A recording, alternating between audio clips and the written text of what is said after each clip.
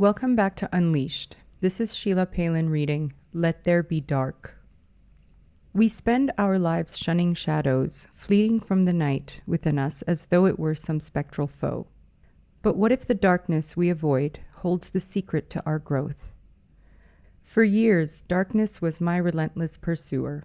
From my angst-ridden teens through my insecure 20s and well into my unsettled 30s as a first-time divorcee, I grappled with a depression so deep that it nearly claimed my life. I fought against it with everything, from Prozac to Prosecco, cigarettes to ceaseless distractions. But in the fury of the flight, I learned a truth. The darkness I was trying to escape was not my enemy, but a misunderstood guide. The scars of intergenerational trauma, etched into my DNA from ancestors who survived the Armenian genocide, marked me with a predisposition to feel this darkness more acutely. The legacy of such historical wounds can weigh heavily, imbuing descendants like me with a heightened sensitivity and sense of sorrow that may seem disproportionate to others. At the same time, there's a part of me that can hardly believe I'm still here.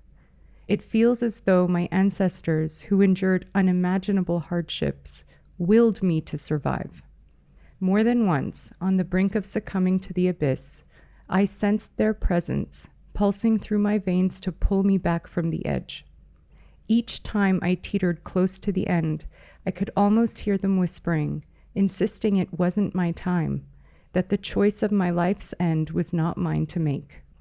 Until finally, I came to the realization that I could either live my days shrouded in despair or choose to embrace the life that was evidently meant for me. Survival is not merely a choice, but an instinct, a calling. It became clear that I was destined to remain on this earth much longer than I had once believed. Against my assumption that I would die an early death, here I was, still alive, and compelled by some unseen force to continue. And if my existence was guaranteed, then the quality of that existence became my new battleground. I chose to strive for a life not just endured, but richly lived. However, without the all-enveloping gloom that had characterized my early years, I would never have understood what it meant to truly appreciate life. Those years of darkness, though harrowing, taught me about resilience, about the great depths of human emotion, and about the possibility of rising from ashes and emerging into light. It was within this dark soil that the seeds of a brighter, more intentional life were sown.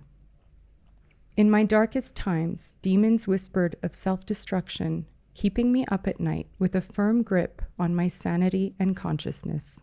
Years of insomnia twisted my thoughts, turning each silence into a deafening roar. Every attempt to fall asleep became a battle for my soul, where the line between bending and breaking blurred with each restless hour.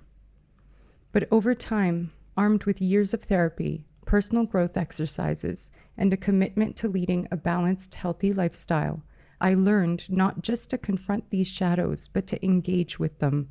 I learned to dance with the devil, but now I take the lead and meet its gaze unflinchingly, recognizing it as a part of my journey towards overcoming my fears and achieving my highest potential. Now, when the darkness looms, I no longer seek to evade it. Instead, I buckle up and stand my ground. I have discovered that each encounter with my inner night strengthens me, hones my resilience, and expands my understanding of who I am and what I'm capable of. These battles are lessons in disguise, teaching me to harness my trials, turmoil, and tribulations and turn them into stepping stones. To those who find themselves locked in similar struggles, learn to see your dark not as a pit, but as a passage. It challenges us to grow, to evolve, and to emerge, not despite it, but because of it. So embrace your dark periods, let them teach you, let them transform you, and remember, like Florence said to the machine, it's always darkest before the dawn.